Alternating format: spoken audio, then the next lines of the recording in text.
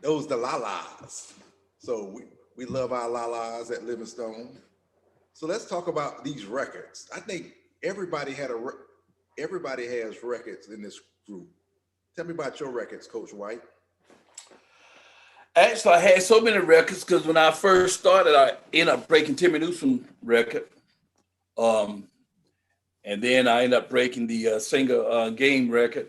I had 7 touchdowns, 327 yards against Bowie State. And touchdowns, I think Will Mount, stated you he had like 40 touchdowns. Clyde had 36. I think I had 38.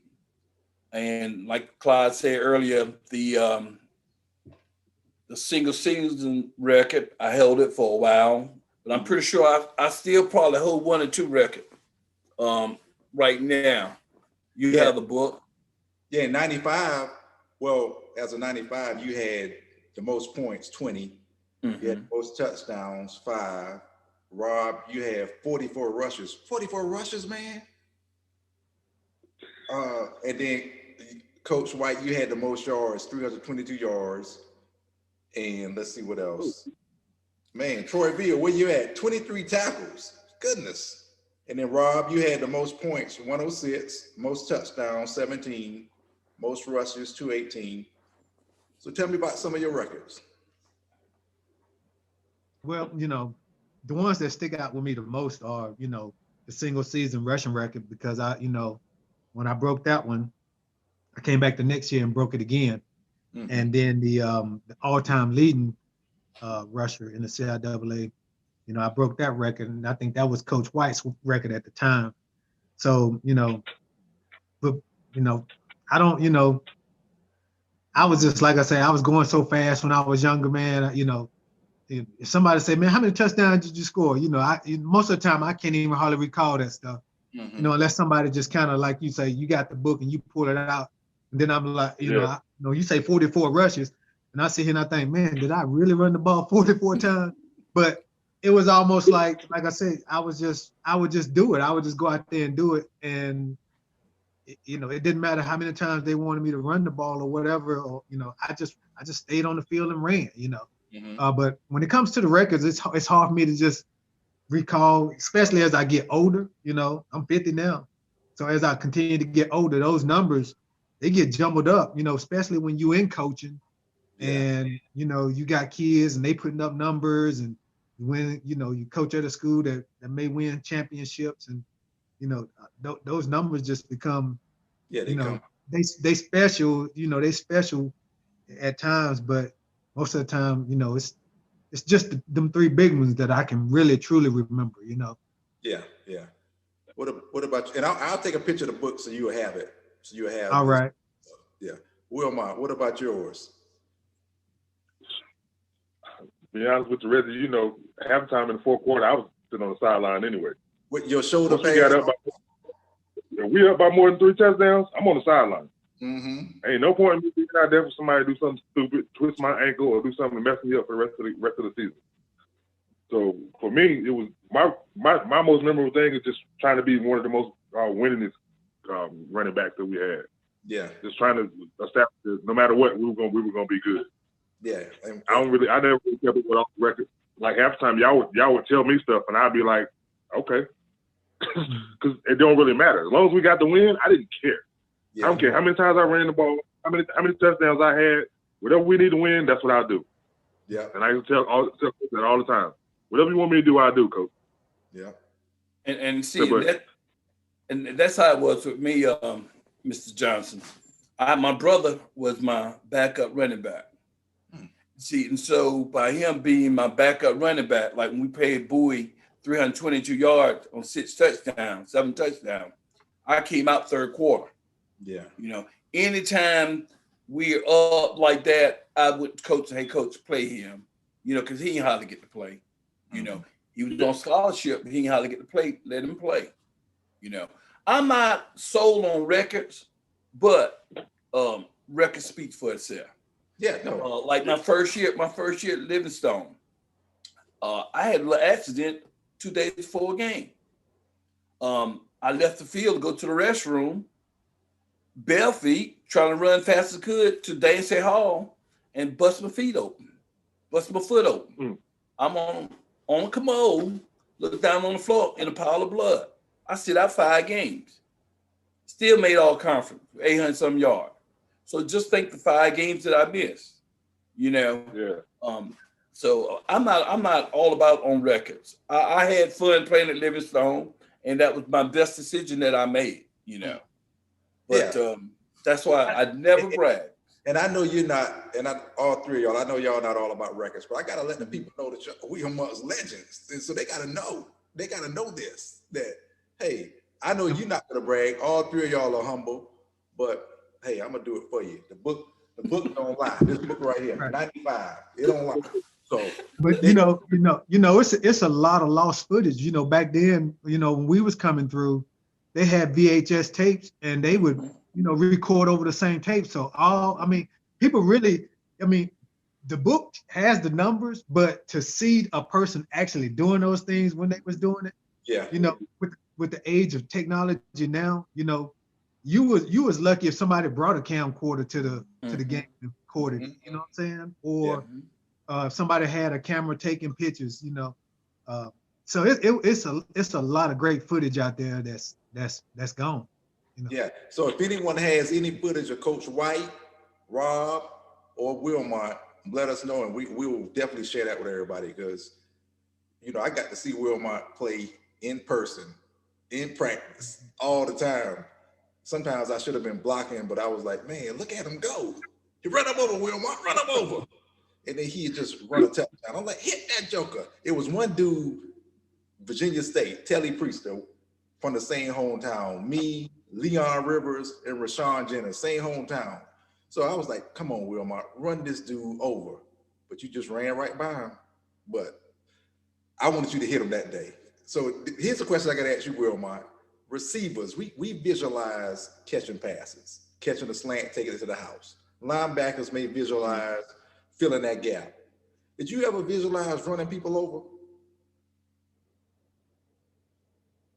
My thing was I look for a gap. If there is no gap, I'm just gonna run as hard as I can and pick the first person I can find to run over. But think about it. You got to get positive yards. The more I dance around, the more I'm tackling in the backfield. So at some point, I got to put my head in full speed. Yeah. And the thing about all 3 of y'all, other than you, Coach White, is to be able to get records like that, you had to be pretty much injury-free. How'd y'all keep your body right without getting hurt and healthy? Anything? Training, yeah. What about you, Rob? I rode in the off season. Like I rode the bike, I've always ran hills. You saw, I always ran hills after practice. Even after coach ran us half to death. I stood on the cooler, drink a couple of bottles of water, and then go run hills. Everybody looking at me like, what are you doing? Everybody going to eat in the cab. I'm showing up late. They used to cuss me out at first for doing that. Why are you so late? All the food's gone. After a while, you know what happened? They start having food set aside just for me. But like I told them, I said, I got to get my work in. Because in the fourth quarter, you never know what's going to happen, whether the team's going to need me, or I'm already going to be tired, or I'm going to be injured, and I'm making up excuses why I can't run as hard. If I train myself hard, the game is easy. Yeah. And you're right, Wilmot. The game, that was fun. Practice was hard. Like, we used to try to hurt each other. But so when we got to a game, especially we got to go to a road game where we got to watch HBO Def Comedy Jam and eat Golden Corral, it was like, man, we with the Disney World. So we was gonna take full advantage of it. So what about you, Rob? How'd you stay healthy? Well, I'm still a firm believer that, you know, I think as an athlete, you need to do multiple sports. Mm-hmm. That kind of helps all your muscle groups and, you know, work on all your agility and toughness and how you have to change up and think, you know, and process, you know, situations. But, you know, like I say, me being 145 pounds, 145, 150, you know, on my daddy's side, all my cousins, Tim, Phil, I mean, they some big guys and they're strong. So, you know, I was always, like I say, I was always strong. I was 145 benching about 320. You know, so to me, 320 was a lot for my size, you know. But I believe that, you know, kids should do multiple sports because it just works multiple groups. Uh, you know, works the body, you know, in ways that in different ways. And you know, like I say, it just helps you to develop the whole body, the whole mind. And you know, that's just kind of what I did. I didn't, you know, we didn't have money to have no trainer or no, I couldn't eat the right foods. I just ate what I could eat, you know what I'm saying? So it's you know, I just felt just staying busy doing something. Yeah. No, that's good. Yeah, because a lot of Mhm. times parents want to specialize their kids. You play one sport and that's it. And then Mhm. maybe you don't grow anymore and all you did is play football or basketball and you can't do anything else to be behind. So put these kids in more than one sport. Put them in Yeah, multiple sports. Like Coach White, if you want to play soccer, especially if you're a right. receiver, the DB, that's going to help your feet out.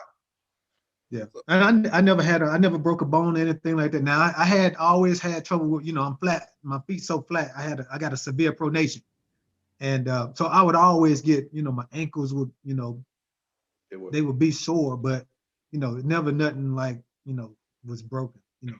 yeah, Other than right. What about you, Coach White? Other than that incident at Nancy Hall? Um, like I said, my father, we had our own shrimp company, shrimp boat. We had a 64 foot shrimp boat, and during the summertime, that was my job. That was my job. I didn't never lift that much weight until I got to Livingstone. I was a natural workout, sit ups and push ups, and at practice, I didn't get as hit as much as Rob and Will Mount, so Mm-hmm. that helped a lot. Yeah. You know, that helped a lot. The only time I got hit was at game time Hmm. when they was able to hit me. Yeah. Because you like hammer, you can't touch this, right? They can't touch this. Man. So next question. Hey, wait, hold on, Coach White. Why you didn't call the dogs off on me, man? They That hit why I me. didn't, They hit me in because you didn't reach that level yet. Have I still reached it yet? You got it now.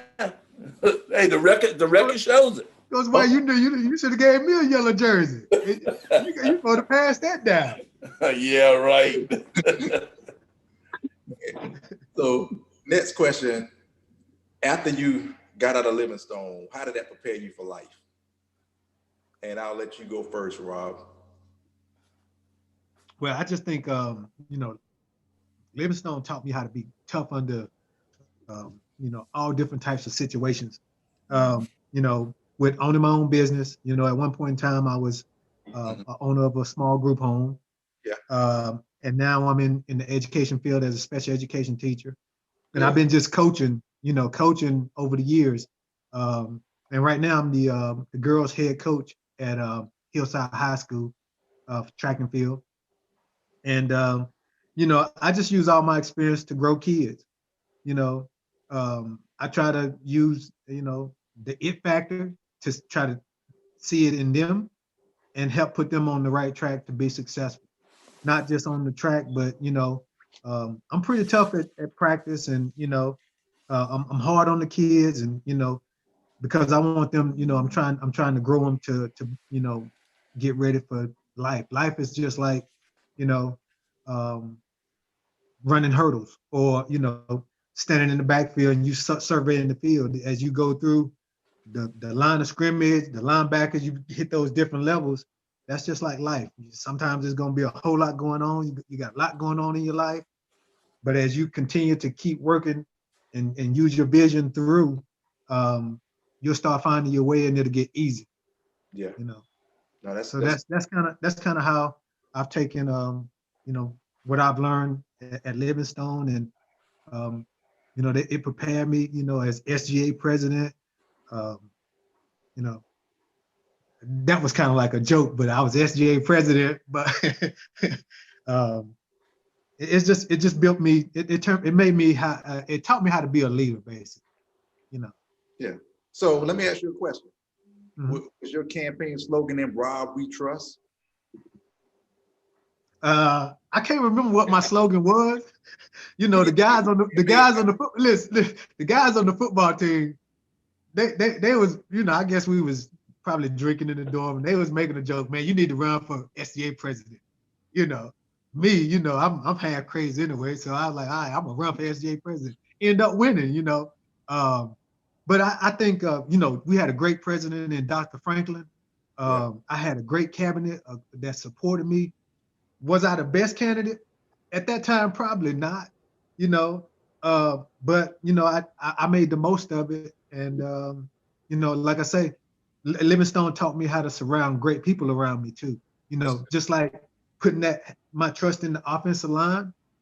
You know, in order for me to be successful in all the things that I've done as far as my business and in the school system, you know, I try to align myself around good people that's got good knowledge, that can help me where I fall short, or you know, maybe I'm weak in areas, and I know my weaknesses, and so that's what Livingstone taught me. It taught me a lot. No, that's real good feedback, Rob. Thank you. What about you, Coach White? What did Livingstone teach you? Well, first thing he taught me that smaller things come in bigger packages. Mm-hmm. So Livingstone being a small school and predominantly black, you don't have to go out to big school to be successful. Yeah. I stayed at Livingstone. I gave Livingstone 10 years back after I graduated, you know, and my goal there was to let people know that you could be an All-American, a Hall of Famer, and still be somebody and help them when they fall short of their glory. Mm-hmm. I was assistant principal after I left Livingstone, coaching, and then I was a dropout prevention coordinator, and then I went back into the classroom because at the school I'm at, we have probably about 3% black. And the black kids that at the school I work at, they need a role model. I never bragged on myself, but when push comes to shove, I let them know where they could find me at on the internet to see exactly who I am. But Livingstone taught me a lot. He taught me you could be a loser and stay a loser, or you could be a winner and be successful and stay a winner. And right now, I feel like Rob, I have my own lawn service business in the summer that I do, and I Yeah. feel like Livingstone. If it wasn't for Livingstone, beneath our maples in that oak, I'll probably be somewhere else. That's right. Oh, that's great, Coach. And you know, Coach, my college roommate, Terry E. Galloway, you coached him. You coached him in middle school. Yes. Yeah. Mm-hmm. Bro, he's Yeah. doing great now. Him and his wife, they have a company called Busy Kids in Fort Mill. If anybody Mm-hmm. get their kids to school or football practice, Busy Kids, put it in the chat, please. But like I said, good brother. Wilmot, I gotta ask you this.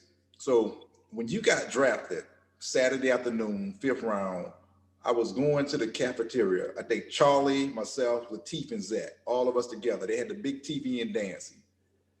You had on a brown suit, long suit, and they gave you the hat.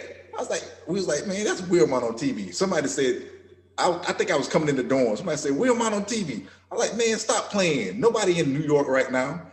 Lo and behold, Wilmot put the hat on. Like, man, and when I saw that, I was like, you know what? We made it, man.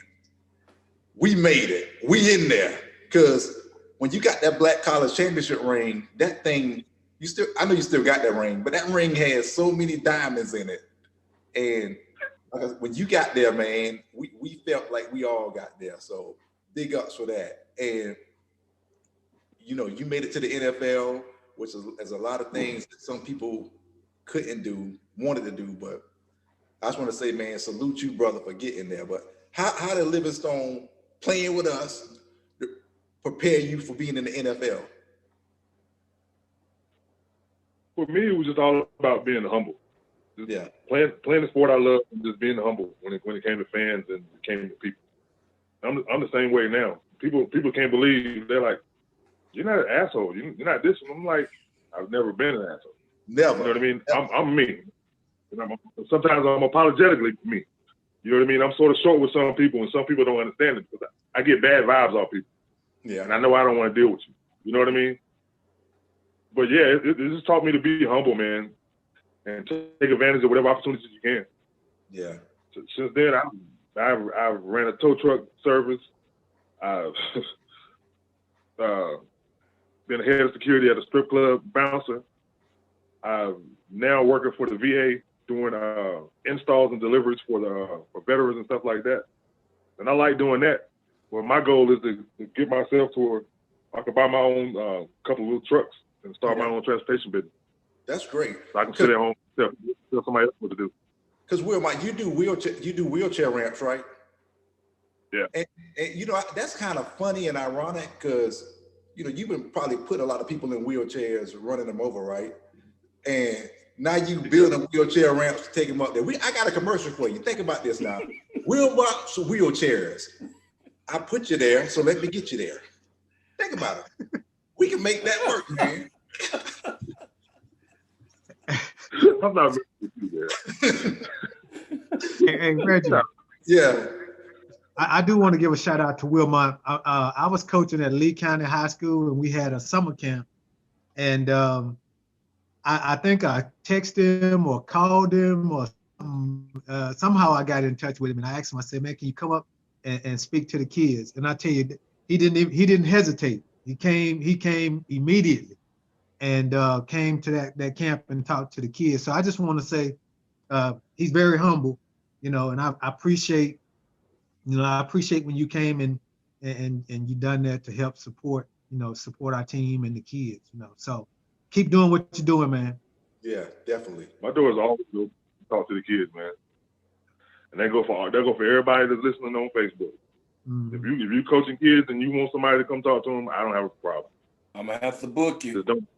Just don't be in New York somewhere and expect me to travel all the way to New York for your ass. You understand that call. Man, you know what I'm saying? Hey, you know what I'm saying? You'll be there. You got and maybe they'll fly you in though. They're gonna need some help. I gotta go that far.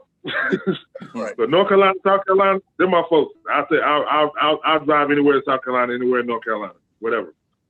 Just let me know. I'll be there. Cool. Eventually, I want to start doing my own football camp, so all of y'all end up being invited. Yeah, let me know, man. Me do some stuff. We got a team, man. I need time, and I don't have the time. I'm chasing money so much I don't have time to do the camps and stuff like that. Yeah. Well, we'll keep you up on that, man. And the same thing with me. If anyone football camp needs someone to talk to, and I'm pretty sure our teammates are the same way, they'll definitely come in and help out. So one thing, Facebook, if you have any questions in the chat after this quarter's over with, you can ask the questions and we'll let the guys answer them. But as I'm looking at you guys, man, you know, I'm from South Carolina, the great state. That's what we are. And my South Carolina boys, I know you on the chat, but man, North Carolina got the running backs at Livingstone, man. I'm looking at 4 running backs from North Carolina, and the producer is saying, and I don't want to say it, man, because I'm the producer, and I gotta say it. I gotta be fair.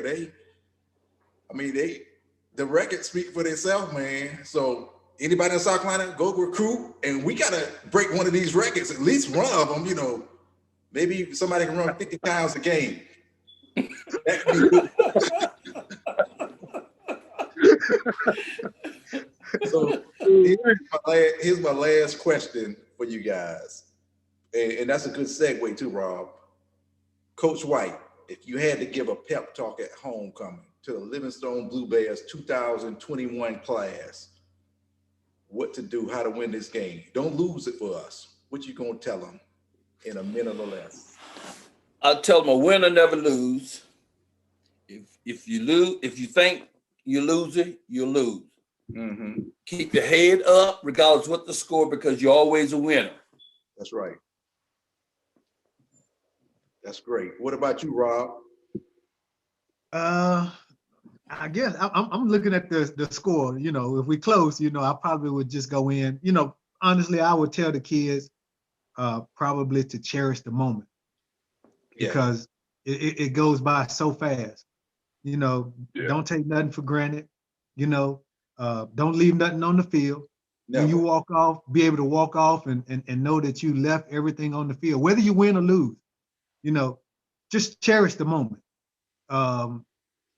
You know, like I said, I was moving 100 miles an hour, and a lot of the moments I really took for granted, didn't cherish the moments and some of the experiences that I had at Livingstone. That as I look back now as a more mature young man, you know, just cherish the moment and live in the moment, and you know, that would be what I would probably, you know, say. So that's some sage advice, because a lot of times like I said, we want to get there without the moment, man. In the moment, like I said, you know, standing beside Wilmot at Rascals after he made to the NFL and he had the expedition, One Money Perry on the back. I'm like, yeah. And the only song he played was Shine, Lil Wayne, Shine, from my head down to my shoes. And he had 22 rings. No 22. But yeah, same thing. When you got to enjoy the moment, because like I said, when he came back, man, it was just all love, like he never left. Yeah, time waits for no one, man. Time, it goes by so fast. That's right. Definitely. So That's Will, definitely true. what would you tell homecoming? What would you say? What would be your speech? Trust in your brothers. Play every play like it's your last. Man, that's right, man. Trust in your brothers. Trust in your brothers. All right. Anyone have any questions in the chat? Guys, I want to thank y'all. This has been great. Like I said, my goal is to celebrate our heroes and tell our own story. We don't get to tell our stories, and when stories are told about us, we don't get to interpret it. We don't get the right interpretation of it. So I wanted to share the story about three greats at Livingstone. Rob, I got a question for you, man. My producer's in my ear again. That's me, I'm a producer. When's the last time you seen that blue jersey? The away jersey? Yeah. Tell me about the last game when you wore it. Oh man, it would have been the last away game. You know, I can't remember what the last away game was. Usually Fayetteville State was the last game on our schedule. Yeah, because that's how we did, right? They'll play us last, and we play them last. Right. So if you saw that jersey now, what would you be thinking? Like, what would go in your mind if you saw that jersey? Would it bring back memories? It would bring back a lot of memories. You know, I would be surprised, you know, because they done changed up the jersey so much. I would be surprised to actually see that jersey. You know what I'm saying? You about to pull it out. He get ready to tease the brother, ain't he? Yeah. Oh, man. So Rob, remember I told you that I wore your jersey at Livingstone. That's my jersey. That's it. So text me your address after this, and you got it, brother. You got it. I appreciate that. Thank you so much. And you always say, man, you always hoarding stuff. You always taking stuff, and nobody want that junk. And this jersey is junk. But Rob, is this junk? That's not junk for me. Oh no. And look at it. It's it.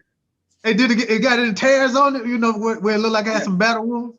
Yeah, look at this right here. Livingstone, they sold a T-shirt or something on the back of it. Yeah. Well, some of the original. Because I played defensive back a little bit, you know, so some of that might be mine right there. Oh, okay. All right. Okay. That'll work.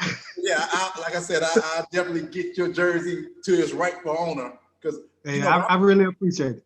Once I found out it was your jersey, I was running around the house, man. I stiff armed my daughter because she was in the way.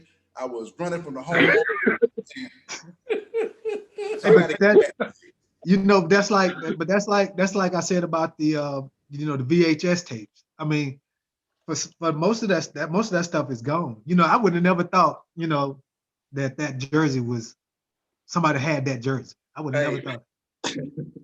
Yeah, I got that jersey. I don't know who helmet this is, Wilmot. And in this chair right here, I think this came from the gym. Man, you just They're not getting that back. you walked out on the good end, didn't you? You got stuff that I couldn't get. So what don't you have? That's it. I don't have anything else. I don't think. No, man, but I really appreciate that. That would mean a lot. I got you, man. I got you. All right. Let's see. Let me see if anybody have any questions. Anybody got any questions on Facebook? If not, Facebook, give it up for these guys. And the band, they got to play something. Wait a minute. Hold on. Oh. Well, anytime my boys score, the three right here, you got to always do this for them. Ready, down, put.